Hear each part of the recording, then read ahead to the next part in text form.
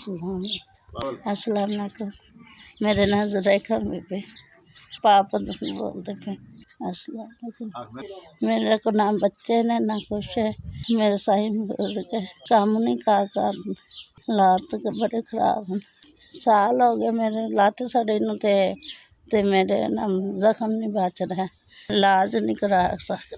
मेरे मियाँ को काम नहीं हुंदा ते बुजुर्ग है ना, लोग के काम करने मैंने पैसे नहीं देंदे। अल्लाह मियाँ ने मैंने इलाज करावे। साल हो गए मैं तकलीफ ना फिर नहीं है, कोई अल्लाह का बंदा मेरा इलाज करा। मेरा अल्लाह का वारिस कौन है, आशा है कौन है। पता नहीं की कीता ने एस वी एस ਤੁਹਾਡੀ ਮਿਹਰਬਾਨੀ, ਤੁਹਾਡੇ 5000 रुपये मेरे अल्लाह पाक खाना दे। औखा है मेरे काम आए, लात का इलाज करा ऐसे कारोबार वक्त गरीबा ने काम वी एस ਤੁਹਾਡੀ ਮਿਹਰਬਾਨੀ।